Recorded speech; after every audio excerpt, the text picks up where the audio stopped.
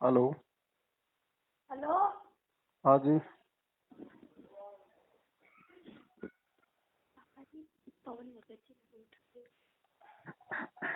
Hello. Hello. सत्साई Bhagat ji. सत साहिब जी, सत साहिब। हाँ भगत जी, हम 2 साल राजस्थान से बोल रहे हैं भगत जी। जी बोलिए। भगत जी क्या बताऊँ, फोन तो बहुत किए हैं पर आज दूसरे नंबर से लगाया। हम सब बहुत दिनों से कर रहे हैं, तो चलो भी जी आपके पास भगत बताइए भगत। जी। परमात्मा का नाम ले रखा है भगत जी, पर क्या करें, 9 महीने हो गए पर कोई बात कहाँ से लिया था? ये जयपुर नामदान सेंटर से लिया था और बच्चों को यहाँ से दिलाया था भरतपुर से भगत जी। हम्म। और जयपुर जो वो है ना, अपने 14 नंबर लिया था नाम। हाँ, चौदह लोहा नंबर। लोहा मंडी। हाँ, लोहा मंडी भगत जी। हम्म। ये भगत जी सारे के सारे फर्जी नामदान केंद्र हैं। ये मूर्ख बनाया गया पूरी दुनिया को।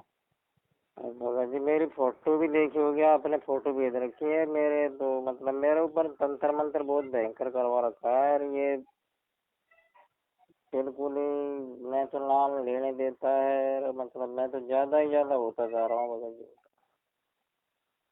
तो आपने ये भूत प्रेत की बाधा से दुखी होके नाम लिया होगा। अब भगत जी वही बात है। अब और क्या, मेरे 2 ऑपरेशन भी हो गए इसी में, चलते चलते एक आँख खत्म हो गई। आँख जो पट्टी बंध रही है आपने देखी होगी फोटो पे, हम्म। तो वही वाली है भगत जी। मेरा नाम पप्पू लाल दास है भगत जी जी जी। जी। मैंने वो 2-3 वो आपसे जो जुड़ रहे हैं भगत जी, उनसे मैंने बात करी थी, कजोड़ भगत जी से। और एक वो है, क्या नाम है, विकास भगत जी, जो पंजाब में रहते हैं। हम्म। तो वो बता रहे थे कि देखो कभी उठा लेंगे, करते रहना। वो बिजी ज्यादा रहते हैं, यूट्यूब पे परमात्मा के वो डालते रहते हैं वीडियो। हम्म। तो भगत जी अब कोई समय हो, समाधान हो तो भगत जी बताओ। नहीं तो भगत जी मेरी तो कंडीशन बहुत ज्यादा खराब। और परिवार में और किस किसने लिया था नाम? हमने ले रखा है, 2 बच्चे हैं, 2 बच्चे हैं और बगल बच्चे और बच्चे वाला ले रखा है। सबने लिया हुआ? हाँ, चारों ने ले रखा है। अच्छा अच्छा, तो फिर तो भगत जी बाधा तो दूर होनी चाहिए थी। हाँ भगत जी।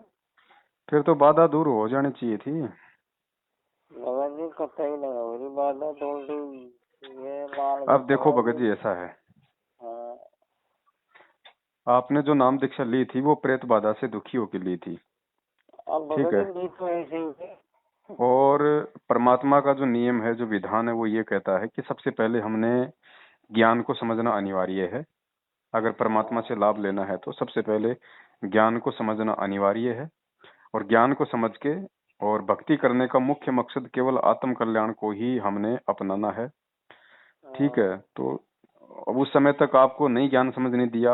आपने ये इंटरव्यू वगैरह देखे होंगे या किसी और भगत भाई बहन के कहने से कि भाई वहां चले जाओ, आपका ये दुख दूर हो जाएगा, परेशानी दूर हो जाएगी, आप वहां चले गए, नाम दीक्षा ले ली। गलती आपकी भी नहीं है, क्योंकि दुखी आदमी चाहे उसको कहीं कोई बता दो वहीं चला जाएगा। लेकिन अब स्थिति क्या है भगत जी, क्योंकि आपने नाम दीक्षा लेके फिर आपने कुछ दान धर्म भी किया होगा, हाँ है कि नहीं? हाँ। तो अब चक्कर क्या है कि नामदान केंद्र गुरु जी के आदेश से नहीं है। ठीक है। और ऊपर से फिर आपने इनको पात्रों को कोई 100, 20, 50 हजार जो भी रुपए दिए होंगे वो भी आपके मतलब उल्टे खाते में गए। तो लाभ होना नहीं, क्योंकि परमात्मा का ये विधान है। अब कोई ये कहे कि साहब हमें तो सच्चाई का पता नहीं था, तो उसके लिए ही परमात्मा कहते हैं कि पहले सत्संग सुनो, जल्दबाजी मत करो नाम दीक्षा लेने में। मैं दुनिया को पार करने ही आया हूँ, तुमसे पहले नहीं जाने वाला। ठीक है। अब जो भी गलती आपसे बन गई, अब मेरा आपसे एक निवेदन है भगत जी, आप अगर चाहते हो कि वास्तव में आपकी ये प्रेत बाधा दूर हो या जो भी समस्या है आपकी दूर हो, वो हो सकती है। क्योंकि देखो, कमी आप और हमारे में ही होगी, भगवान में कमी नहीं हो सकती, ना भगवान की भक्ति में कोई कमी हो सकती है। अब इसका सीधा साधा एक ही उपाय है। जो हाँ मंत्र हैं वो तो देखो हाँ परमात्मा के मंत्र हैं, मंत्रों को हमने कभी भी गलत नहीं बताया है, जो प्रथम मंत्र और जो सतनाम तक है। हाँ। लेकिन ये लोग जो नाम दीक्षा देते हैं जिस विधि से, ये गांव गांव में फर्जी नामदान केंद्र खोल के डीवीडी के माध्यम से या मोबाइल के माध्यम से, ये विधि गलत है, क्योंकि परमेश्वर को इस तरह से नाम दीक्षा देने का आदेश अभी तक किसी को नहीं है। और गुरु जी के भाई ने इस डीवीडी का, और गुरु जी के परिवार ने इस डीवीडी का नाजायज फायदा उठा के संगत को मूर्ख बनाया है, और अपने इस मतलब ये धार्मिक धंधे के रूप में ये पूरा सिस्टम इन्होंने सेट किया है। चलो, आप लोगों को नहीं पता था सच्चाई का, गलती आपकी नहीं है। अब भी आपकी आंखें खुली, बहुत अच्छी बात है। अब दास का तो यही निवेदन है, इसका एक ही तरीका और कोई तरीका नहीं है। अब 8-9 महीने आपको हो गए, कम से कम ज्ञान तो समझ में आ ही गया होगा कि भाई है कोई संत है ज्ञान कोई तो काफी है। आया भगत जी, नहीं तो हम जब तक तो कई बार नाम छोड़ने की भी करी, पर हमने ये सोचा कि ऐसा ज्ञान कभी मिलने वाला नहीं है। तो अब इसका एक ही तरीका है, पूरा परिवार अपना शुद्धिकरण करो। और शुद्धिकरण करने का एक ही तरीका है वर्तमान में, पूरा परिवार अभी जैसे आप संध्या आरती करोगे शाम को, हाँ। तो परमपिता परमेश्वर के आगे अपना दीपक वगैरह लगा के, या जो लगा हुआ है उसी के आगे पूरा परिवार दंडवत करने से पहले परमात्मा से प्रार्थना करो कि हे परमपिता परमेश्वर, हमें पहले मालूम नहीं था, ज्ञान आपका इतना हमने समझा नहीं था, जल्दबाजी में हमने नाम दीक्षा ले ली।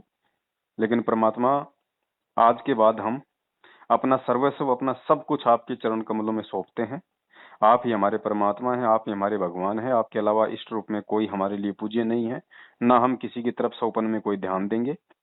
और परमात्मा, जो भी हमारी समस्या है, जो भी हमारी ये प्रॉब्लम है परमेश्वर, ये आपके हाथ में है।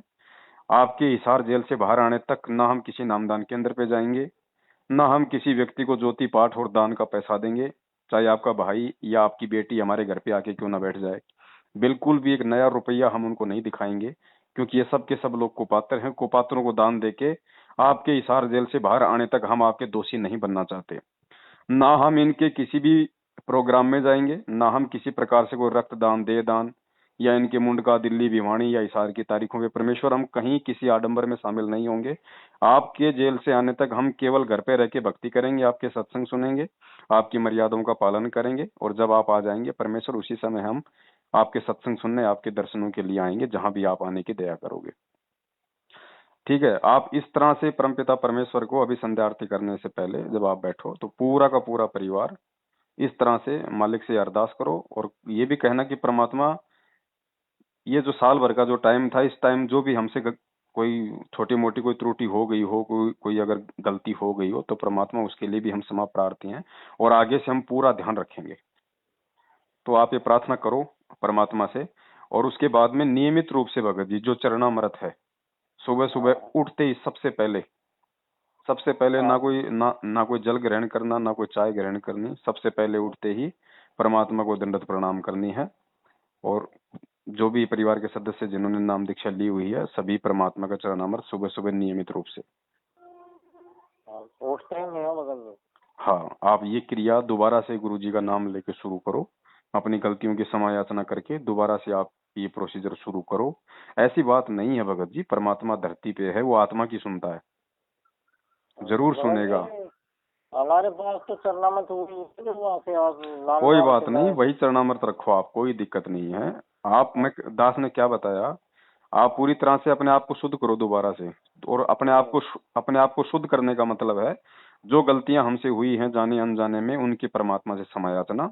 और आगे से हमने ध्यान रखना है, ऐसे किसी भी लोगों के संपर्क में नहीं रहना है। अगर फोन भी आता है, स्पष्ट मना कर दो कि भैया जब तक गुरुजी नहीं आ जाते, हम तब तक गुरुजी के सत्संग रूपी आदेशों पे ही चलेंगे, अन्य किसी भी उनके परिवार के व्यक्ति के आदेश पे, या आपने जो भी अपना सिस्टम बना रखा है मैनेजमेंट का, कोऑर्डिनेटर का, हम किसी के आदेश पे नहीं चलेंगे। सीधी सी बात है। तो इस तरीके से आप अपना शुद्धिकरण स्वयं करो भगत जी, क्योंकि जब तक आप आत्मा से, परमात्मा से अपनी गलतियों की क्षमा याचना नहीं करोगे, और जो जाने अनजाने की गलतियां हो चुकी हैं उनकी प्रार्थना नहीं करोगे, तब तक देखो परमात्मा दया नहीं करेंगे। मालिक को तो सब पता है, वो तो जाने जान है, लेकिन वो आपके मुख से सुनना चाहता है भगत जी। परमेश्वर ने क्या कहा कि धर्म तो 10 का नहीं, 10 का तीनों लोग, परमात्मा श्री कृष्ण रूप बना के। और जब पांडवों को, जब वहां पे जो जो वनवास मिला हुआ था, और वहां पे दुर्योधन के कहने से जब वो दुर्वासा ऋषि गया और कहा भाई मेरे को आज के बोए हुए आम चाहिए, मेरे को ये चाहिए, वो चाहिए, है नहीं तो मैं श्राप दूंगा। तो उसी समय परमात्मा श्री कृष्ण रूप में पांडवों की पुकार सुन के आए, और परमेश्वर ने क्या कहा कि भाई द्रौपदी, पहले मेरा पेट भरो, पहले पहले मुझे कुछ दो। तो उन्होंने कहा कि महाराज कुछ है ही नहीं, दें क्या, सब कुछ खा लिया पी लिया, कुछ होता तो हम हमें ना खिला देते। बोला भाई कुछ भी दो, ये मेरा विधान है, जब तक दोगे नहीं मैं नहीं दूंगा। तो वो जो खाया पिया जो सामान सट्टा रखा था, जो बर्तन भांडे वगैरह, उनमें थोड़ा सा कोई साग का पत्ता लगा हुआ था। द्रौपदी ने हाँ। उसी में और पानी डाल के घोल घाल के परमात्मा को पिलाया, तो फिर परमेश्वर ने सबका पेट भरा। ऐसा ही श्री कृष्ण जी, जब तक सुदामा ने 3 मुट्ठी चावल नहीं दे दिए, तब तक श्री कृष्ण जी ने उसके लिए महल नहीं बनाया। जबकि वो तो पहले भी उसका दोस्त ही था। क्या पहले श्री कृष्ण को मालूम नहीं था? तो ये हाँ। जो नियम है, ये परमात्मा कहते हैं सब भक्ति में एक समान है।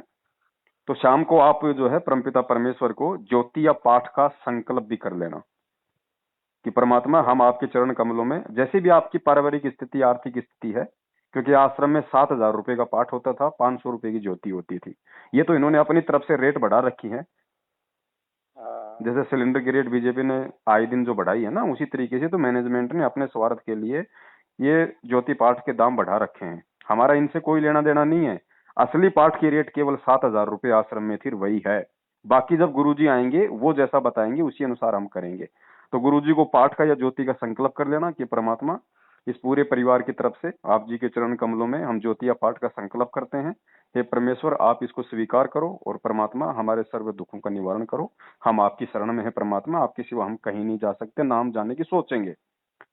तो कहते हैं साधु भूखा भाव का, धन का भूखा नहीं। परमात्मा कोई पैसे लेके थोड़ी पाठ स्वीकार करता है, परमेश्वर तो भाव का भूखा है। सही और जब बात है। गुरुजी आश्रम में आ जाएं उस समय परमात्मा को बोल देना कि परमेश्वर ऐसे ऐसे भाई आपकी आत्माओं ने ये पाठ का संकल्प किया था, परमात्मा जो भी राशि आप बताएंगे हम वो आपके चरण कमलों में सुपुर्द कर देंगे। तो परमात्मा उस समय जो भी आदेश दे, उस समय वो पैसा परमेश्वर के हाथों में देना आने के बाद।